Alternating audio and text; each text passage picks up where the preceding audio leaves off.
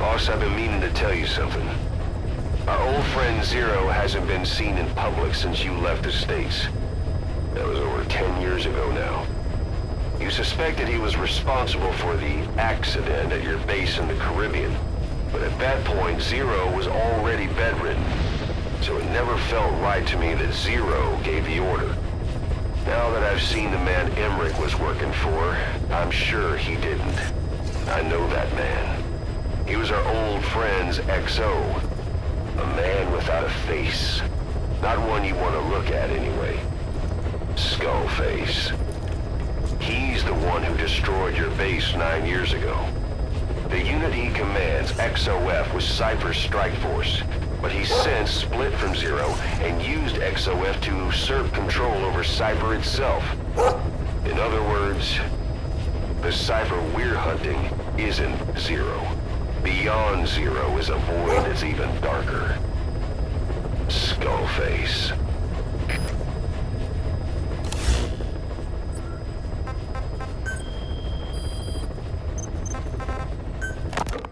I had the R&D team analyze the honeybee. How? The CIA wanted it with everything intact. They took it apart to look at it. Then they put it back together. Everything intact. That's the R&D boys, all right. Turns out the honeybee's homing capabilities are a cut above previous manpads. It can detect a broad range of infrared wavelengths, and even ultraviolet for supplementary guidance. Hence the name, huh? Right. Honeybees rely on UV light to fly. With this device, flares don't do the target any good. That's why the Soviets are losing so many gunships. And why the CIA was so desperate to get it back. It wasn't just about preventing the Soviets from devising countermeasures. What if the likes of Iran got their hands on it? American aircraft would be put at risk too. We can use this tech to develop our own portable missile. That'll give us a huge advantage. It'll take a little time before the analysis results can be applied to actual implementation. But we'll keep moving with the research.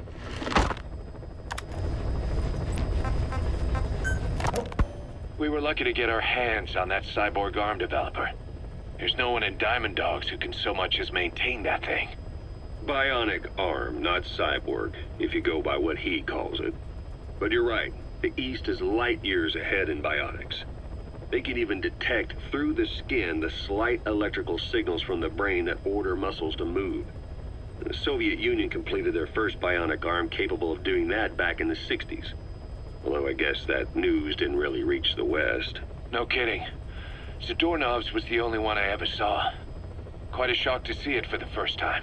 And it was no mean feat to get hold of Snake's arm. I couldn't get one for you at the time, but you know, now... Forget it. I've no intention of relying on bionics. Right now I need to keep the pain fresh in my mind. Well, it's your decision. But don't you find it... inconvenient? Not a bit. But the phantom pain... it never lets up. Do you know how many men I saw die that day? There's nothing we can do to bring them back. And you expect me to care about getting a measly arm and leg back? Sorry. But my pain belongs to all our dead comrades. I'll keep living with it for their sake. It'll guide me straight and true until I've gotten them the vengeance they deserve. Diamond Dog's intel team specializes in information gathering, mainly HUMINT and SIGINT. They plant scouts and moles in the field. These operatives will blend into the local populace and work under the guise of a resident, or disguise themselves as travelers and ask around for information. They observe targets using various hidden bugs, cameras, and transmitters, and by tapping their satellite and phone communications. Analyzing all this information creates a clear picture of how wars and the PFs fighting them are changing. This data can also be used for threat assessment when deciding whether to accept contracts from certain clients. And during missions, the intel team keeps track of target locations and produces FOM predictions, reporting mission-critical information based on real-time remote observation of changes in the AO. What you hear from us over the radio is based on how we interpret the data gathered at the command platform. However, intel team operatives go unarmed in almost all situations to avoid revealing themselves to the enemy. Some will carry a knife, but most have nothing at all. As such, don't expect them to help you take on heavily armed adversaries like PF soldiers. Think of them as entirely passive in the hot zone. Plus, they use all manner of techniques to remain inconspicuous in the field. If you ever spot one, you'll have some serious explaining to do. So remember, their specialty is espionage. They may not be of use in a firefight, but when it comes to intel, they're pros.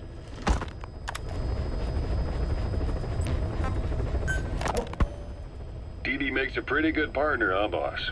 Too early to say. Yeah? Just seeing him come back makes me real proud. What breed is he? He's not a husky. You're right. Siberian Husky is a cross between a Spitz-type dog and a wolf. I think Dee might have some wolf blood in him, too. He isn't just smart. He's also shown remarkable judgment. If he doesn't do what you want him to, he's just doing what he thinks is right in the situation. And he's steady under fire. Remember, he's no lapdog. But learn his strengths, and you'll understand each other soon enough. You'll make one hell of a team. Ocelot. Why'd you take it upon yourself to train him? Why? Yeah. When's the last time you heard a wildcat raising a dog? I have an eye for him. I knew at first glance he'd make the right partner for you. Huh. And I figured it was about time he got out into the world. So you passed him off on me? There, you see? I knew you liked him. I don't know about that yet. I still think he's trying to figure me out, too. I'll spend some more time with him. You'll see how helpful he can be. What about you? I prefer to work alone. Ocelots don't hunt in packs. Yeah, something like that. Anyway, I'm glad you like him. Dee's really taking to you, too. And to going on your walks. Don't be shy about taking him with you in the future. I'll think about it.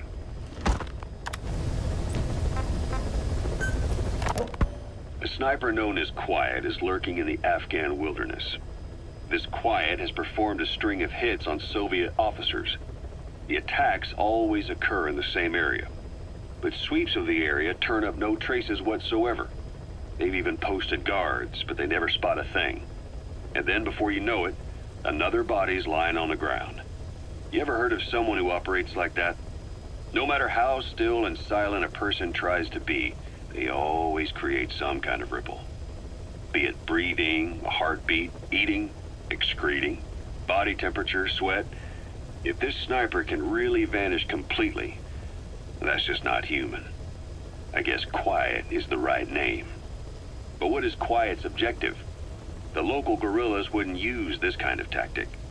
I just can't see them hiring some superhuman mercenary. And the Soviet officers who've been killed, well, they were all opposed to or skeptical of the secret weapons development being conducted in the area. Sure, they were a problem for those supporting it, but the Soviets have nothing to gain by killing them. So we have an assassin with superhuman combat skills who isn't working for the guerrillas or the Soviets. Miller has a theory that this sniper is a hitman for Cypher. He thinks it's time we silence Quiet for good. But I'm against the lethal treatment. I say we bring the sniper back alive and break that silence. Because even if this Quiet doesn't say a word, there's still plenty we can learn. Just remember this, boss. If our hunch is right, you'll be on this sniper's hit list, too. If things seem a little too quiet when you're in the field, watch out. Quiet's out there somewhere. And if possible, this is one sniper I want back here breathing.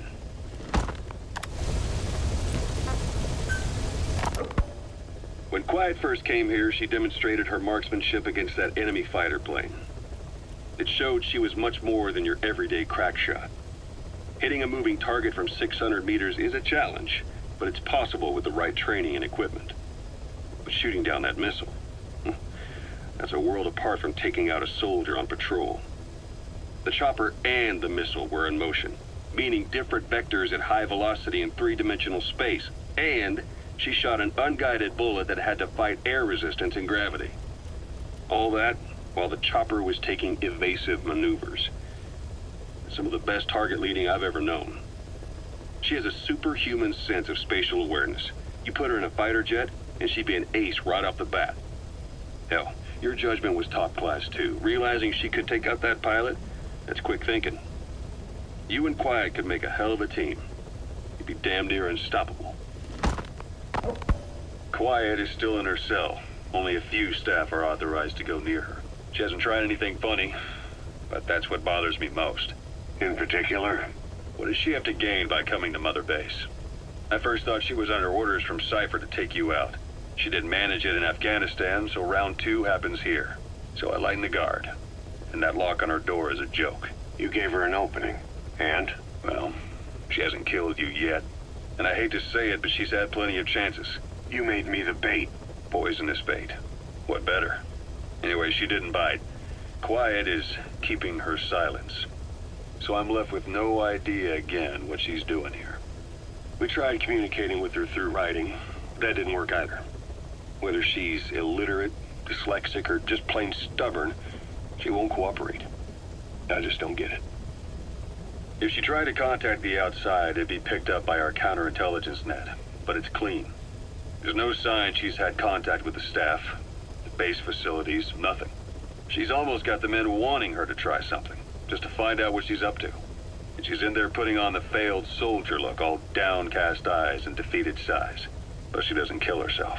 She can't be trying to leave Cypher and surrender to us. So what's the verdict? This may sound optimistic, but here's how I see it. Quiet came here to fulfill some objective. To kill you, maybe to destroy Diamond Dogs. Whatever it was, before she could do it, something changed her mind. Yes. When I look at her, I sense hesitation. Do you think she'd betray Cypher? Can't say for sure. I prefer the ones that talk. Anyway, we'll keep her under watch. And we're also looking into those special abilities of hers. You'll be the first to know if something comes up. Why not look in on her yourself once in a while? Right.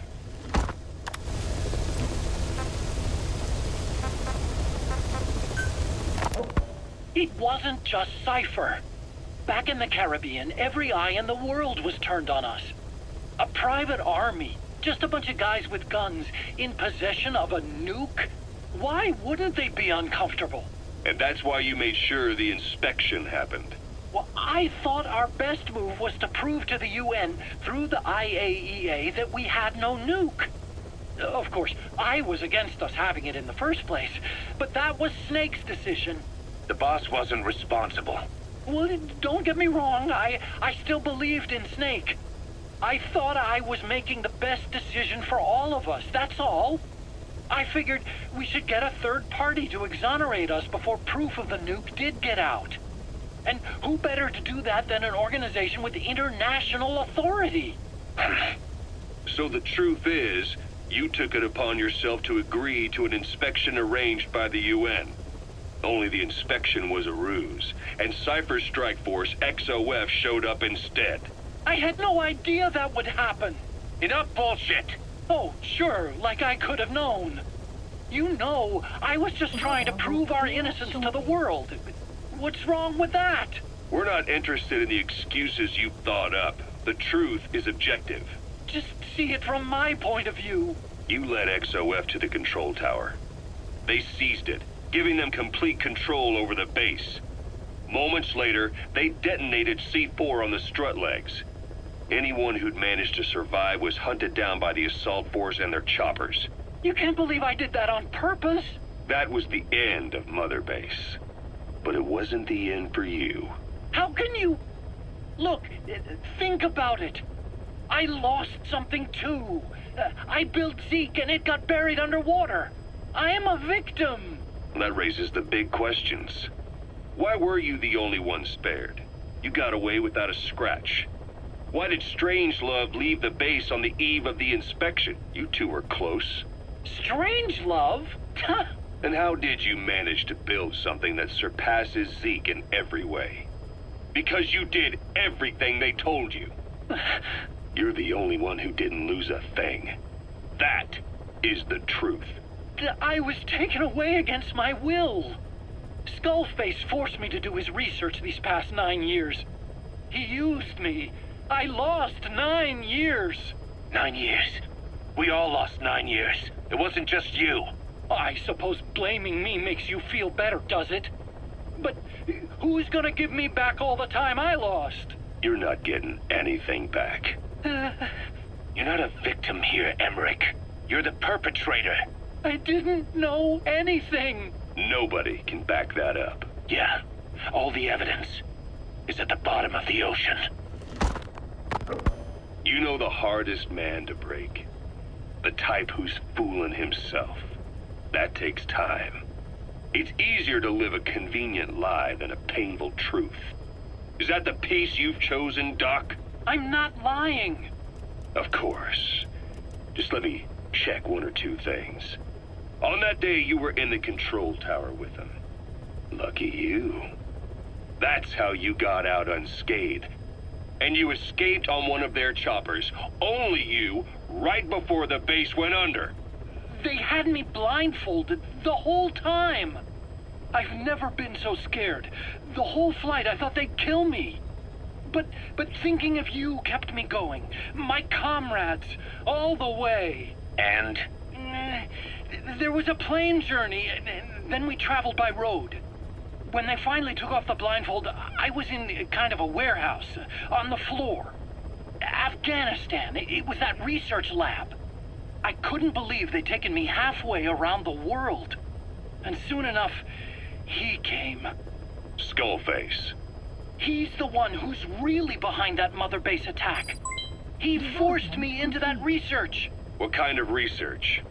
He told me to build a bipedal walking tank for the Soviet Union. Like Peace Walker. A system that could fire an ICBM-class nuclear weapon. That's how the Sahelanthropus project got started. Sahelanthropus. Those AI weapons I'd made in Costa Rica were like toys by comparison. A whole world apart from reptilian four-legged crawling and that ridiculous hunched-over bipedal waddling. My design evolved to the dawn of mankind. Sahelanthropus, the first steps towards humanity. An upright bipedal weapon system. Originally, Sahelanthropus was going to be a manned weapons platform. I designed a cockpit in its head, and I planned to fill it with water as a buffering agent. Like how Paz modified Zeke for human control. Don't compare me to some amateur. I designed it for human control from the beginning. The problem was miniaturizing the posture control AI. You remember the reptile pod? The AI that controlled your unmanned weapons. Attaching it externally makes it vulnerable, so this time I wanted it beneath the armor. Meaning I had to make the AI smaller. I got it down to less than 1/10 the size without any loss in computation speed. But it was still too big for the cockpit. There wasn't enough room for the pilot. If I made the head bigger, its body would have to be bigger to support it. Too big to be practical. In the end, human piloting was taken off the table. I tested a remote control system too, but there was the time lag and I wasn't satisfied with its precision either. Plus, it would be useless if the enemy jammed it. So next, I went back to trying an AI-only system. To do that, I had the AI pods recovered from Nicaragua. This was a hybrid AI, a combination of Peace Walker's reptile and mammal pods. The only AIs that had ever successfully operated an unmanned nuclear weapon system. Really? You'd need some help to get that working. Expert help. Did you work with someone? I worked alone. You did that yourself? That's the thing. The AI didn't pan out in the end either. But I did finally get Sahelanthropus walking by folding over its upper body to lower its center of gravity. The first upright bipedal locomotive weapon system in the history of mankind. I guess technically it falls into the anthropoid ape category. I don't see the benefit of having it stand taller. On terrain with significant differences in elevation like Afghanistan, you need a body that's vertically adaptable.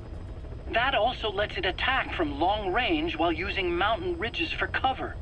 So, making it walk upright was the most important factor in giving it superior height capability. As the name suggests, that was the whole point of Sahelanthropus. But I was being pushed for results. Having the AI mounted externally would have been the fastest way to get it working. I just needed more data so it could maintain its balance. But Skullface refused to wait.